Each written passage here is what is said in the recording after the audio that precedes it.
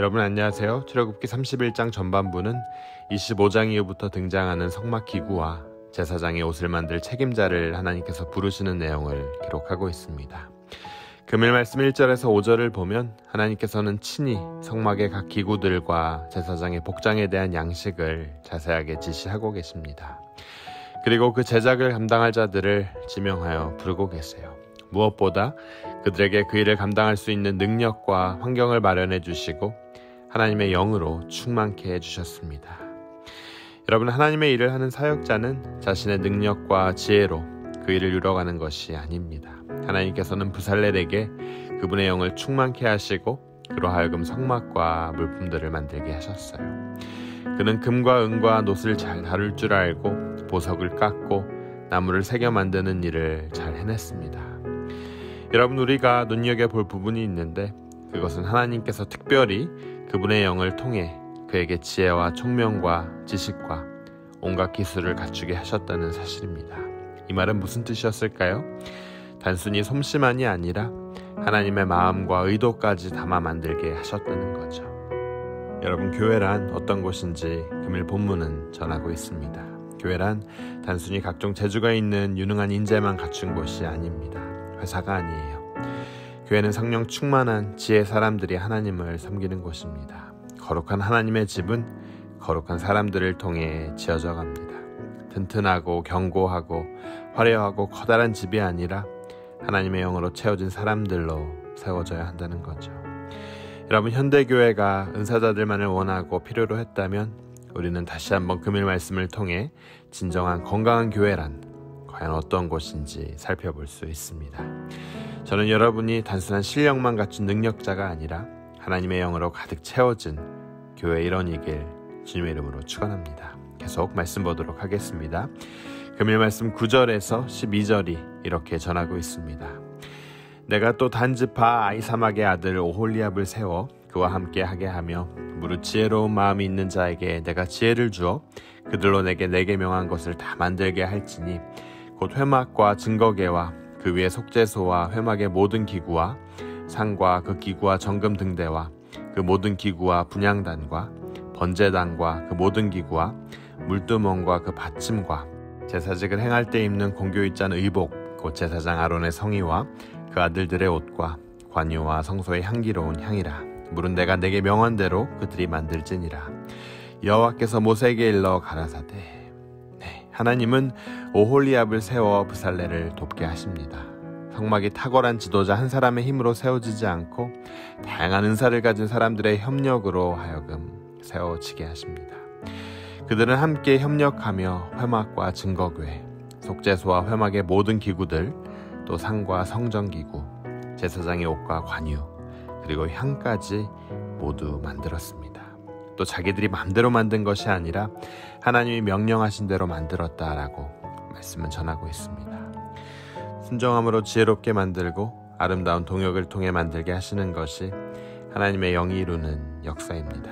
여러분, 교회 일이 어떻게 진행되어야 하는지 잘 말해주고 있어요. 우리 마음대로 하는 게 아닙니다. 말씀에 순종함으로 지혜롭게 일들을 진행하고 또 아름다운 동역을 통해 진행되어야 한다는 거죠. 여러분들께서는 하나님의 일을 그분께 순종함으로 하고 계십니까? 또 주변에 함께 부르신 자들과 아름다운 동역을 이루고 계십니까? 여러분, 금일 말씀은 교회를 이루어가는 우리에게 많은 도전을 주고 있습니다. 계속 말씀 보도록 하겠습니다. 말씀 13절에서 18절이 이렇게 전합니다. 너는 이스라엘 자손에게 고하여 이르기를 너희는 나의 안식일을 지키라. 이는 나와 너희 사이에 너희 대대의 표징이니 나는 너희를 거룩하게 하는 여호와인 줄 너희도 알게 함이라. 너희는 안식일을 지킬지니 이는 너희에게 성일이 됨이라. 무릇 그날을 더럽히는 자는 죽일지며 무릇 그날에 일하는 자는 그 백성 중에서 그 생명이 끊쳐지리라. 엿새 동안은 일할 것이나 제7일은 큰 안식일이니 여호와께 거룩한 것이라. 무릇 안식일에 일하는 자를 반드시 죽일지니라. 이같이 이스라엘 자손이 안식일을 지켜서 그것으로 대대 영원한 언약을 삼을지니 이는 나와 이스라엘 자손 사이에 영원한 표징이며 나 여호와가 엿새 동안에 천지를 창조하고 제7일에 쉬어 평안하였음이니라 하라. 재밌는 점은 하나님께서 6일 동안 일하신 후 7일의 쉬심으로 창조를 완성하신 것처럼 성막 건축도 안식일을 통해 완성하게 하셨다는 점입니다. 아무리 성막이 중요해도 그날 일하는 자는 생명을 잃게 될 것이라고 경고하고 계세요. 성막만 지어지면 저절로 안식이 찾아오는 것이 아니라 하나님의 명령대로 안식일에 쉼으로써 또 하나님을 창조주로 인정할 때 안식이 찾아왔다는 거죠. 사랑하는 여러분, 성막은 순종을 통해 하나님의 임재를 경험하고 언약의 교제를 누리는 그런 공간이었습니다. 여러분, 현대를 사는 우리에게 이 말씀이 어떻게 적용될 수 있겠습니까? 성막이 안식의 길로 인도하듯이 성막의 완성으로 오시는 임마누엘 예수님께서 우리에게 진정한 안식을 주시는 분이십니다. 예수님 안에 진정한 안식이 있어요. 우리 인간이 창조주가 아니라 하나님의 것으로 먹고 사는 존재임을 인정할 때 비로소 우리는 진정한 안식을 누릴 것입니다. 하나님의 공급하심을 절대 신뢰할 때 하나님의 안식이 머무는 거처가 될 것입니다.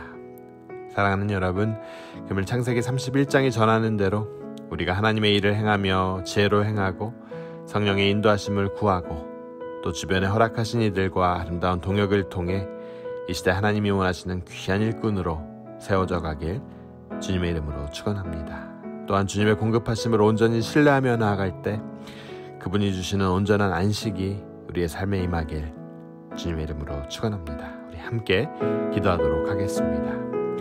하나님 주신 능력과 지혜로 더욱 겸손히 말씀 앞에 우리 자신을 세우기를 힘쓰게 하여 주시옵소서. 금일을 사는 우리 모두에게 하나님의 영으로 충만케 하사 불의에 저항하며 정의와 공의가 강같이 흐르는 사회를 세울 수 있도록 도와주시고 인도하여 주시옵소서. 주변 이들과의 아름다운 동역을 할 수 있는 겸손한 마음, 하나되는 마음 허락하여 주시고 나의 이름보다 주님의 이름을 높이는 자들 되길 원합니다. 또 더 나아가 주님의 공급하심을 신뢰할 수 있는 믿음 주시고 그 가운데 온전한 안식이 우리의 삶에 있게 하여 주시옵소서. 이 모든 말씀 예수 그리스도의 이름으로 감사하며 기도드립니다. 아멘.